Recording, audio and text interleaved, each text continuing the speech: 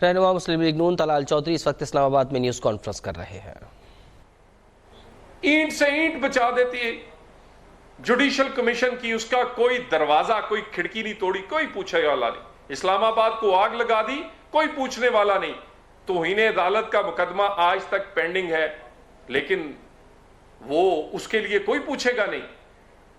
और उसके बाद वो 9 मई के वाकयात का मरकजी मुल्जम हो, कहे जी उस पर मुकदमा इसलिए नहीं हो सकता कि वो क्योंकि इमरान खान है, उसको माफ है सब कुछ। वो फौजी तनसीबात पे हमला करे या पाकिस्तान के मुफाद पे, उसको नहीं पूछा जा सकता। सारे हमला करने वाले कौन थे? पीटीआई के ओहदेदार, टिकट होल्डर्स। हमला क्यों किया गया? इमरान किसने किया? उसके रहनुमाओं ने। बाद में किसने कहा कि कंडेम नहीं करता? उसने खुद। उसके बावजूद सारी कहानी के मरकजी मुल्जम, लेकिन पूछना नहीं। और इसी तरह साइफर, ये थोड़े दिन ठहर लें। अभी तो खान साहब फरमा रहे हैं ना जी, आजम खान बड़ा दयानतदार आदमी है, थोड़े दिन ठहर लें। इन्होंने कहना है मुझे सेक्रेटरी भी अच्छा नहीं मिला, ये चोरों के साथ मिल गया है, ये खुद चोर है। क्या करे बेचारे? जिस बंदे ने इमरान खान पे एहसान किया है, उसी को डंग मारा है इमरान खान ने। यह तारीख है।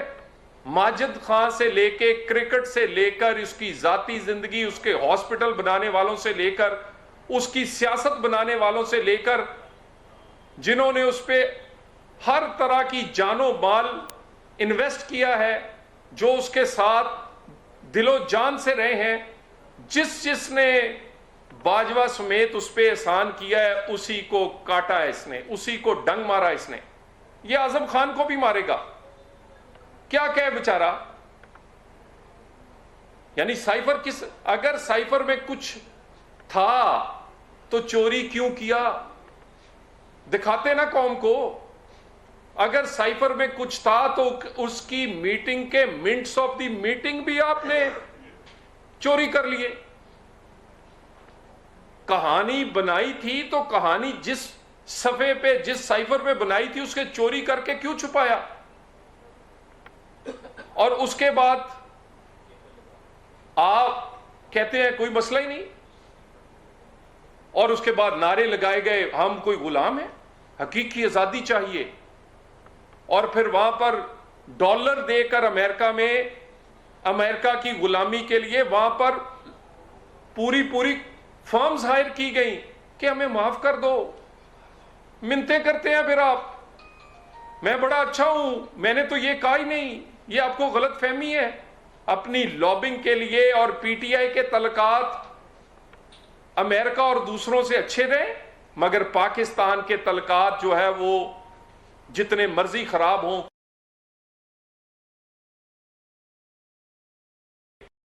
लेकिन थे तो वजीर आजम। तुमने वो जो खत लहराया है, उसका नुकसान पाकिस्तान को, उसके बाद कितने साइफर आए होंगे तुम्हारे किरदार के बारे में। ये हुकूमत ने तो मुंह नहीं खोला, इसने तो नहीं किसी को बताया। किस मुल्क ने तुम्हारी सफारतकारी पर साइफर नहीं भेजे होंगे कि कौन कौन से गुल खुलाते रहे हो तुम। अरब मुल्कों से लेकर, उनकी तोहफों को बेचने से लेकर, और जो तुमने मुल्की मुफाद और हमारे दोस्तों के साथ किया, उस पर कितने साइफर आए होंगे।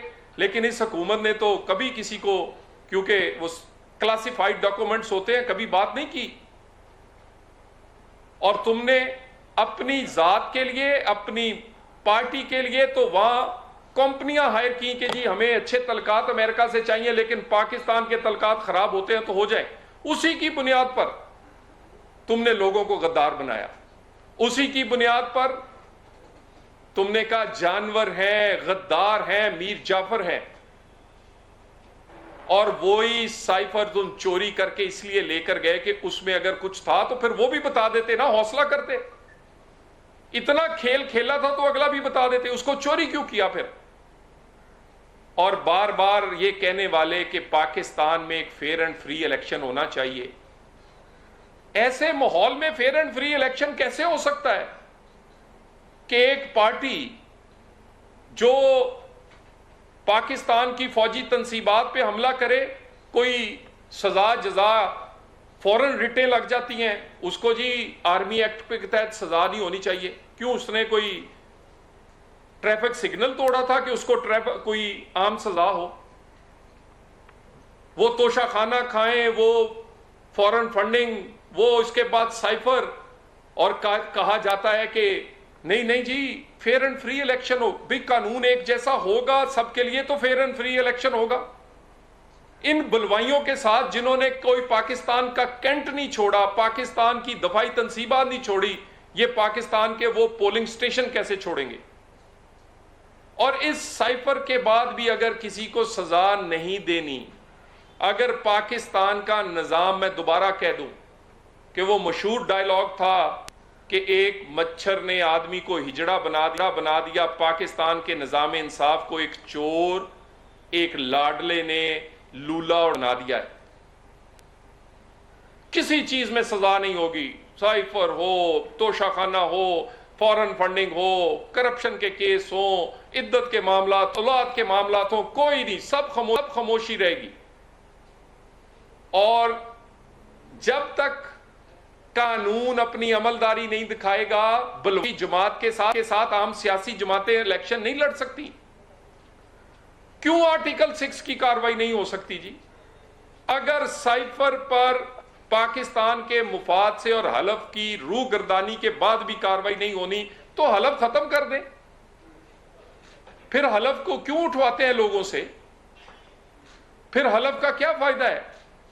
और फिर क्लासिफाइड और डी क्लासिफाइड डॉक्यूमेंट्स का भी खत्म कर दें। को कहें कि वो फाइलें आया करें, मुल्की मुफाद इसी तरह ही आए, अपनी सियासत चमकाएं, ऐसे प्रेस कॉन्फ्रेंसों में और जलसों में लहराएं और कोई ना पूछे। अगर इसको नहीं पूछा तो फिर आर्टिकल 6 खत्म कर दें।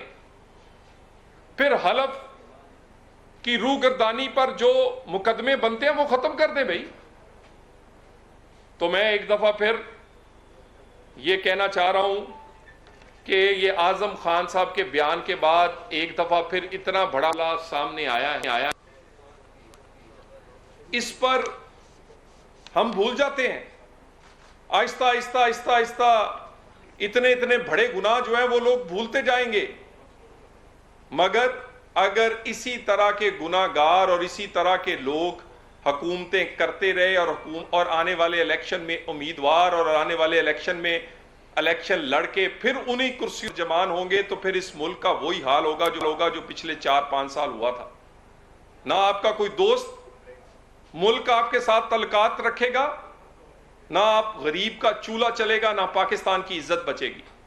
कानून खुदा का वास्ता है, निज़ाम इंसाफ और जो अदल का निज़ाम है उसको चलाने वाले खुदा का वास्ता है। तकड़ी एक जैसी तोल दें,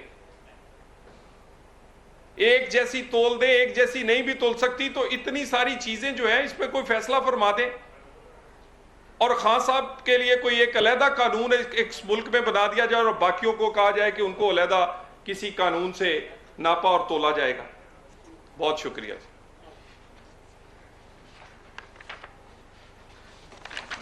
थैंक यू। जी बताइए।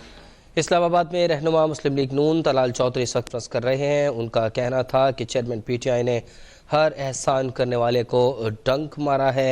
उन्होंने कहा कि पीटीआई के चेयरमैन को ज़रूर बज़रूर सज़ा दिलवाएंगे। चेयरमैन पीटीआई ने ज़ाती मफाद और सियासत के लिए साइफर को इस्तेमाल किया। तोशाखाना केस मुसलसल इल्तिवा का शिकार है। कौमी मफाद को नुकसान पहुँचाने के बावजूद लाडले से पूछा ही नहीं जाता। फ़ौजी और कौमी तनसीबात पर हमले के बावजूद वो अब तक आज़ाद है।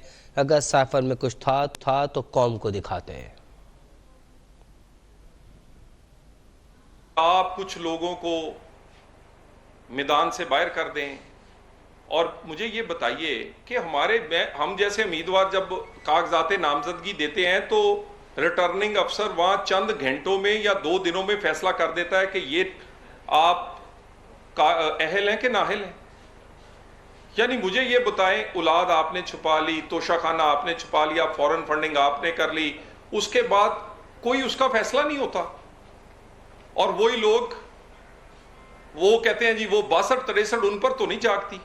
तो 62-63 जो है या इलेक्शन के कवानीन जो हैं वो सब पर एक जैसे लगे, वो कोई लाडला और कोई प्यारा ना हो, बल्कि सबसे एक रहनुमा जैसे मुस्लिम लगे। लीग नून तलाल इस वक्त इस्लामाबाद में न्यूज़ कॉन्फ्रेंस कर रहे हैं। अभी सब्सक्राइब करें ताकि कोई खबर रह न जाए।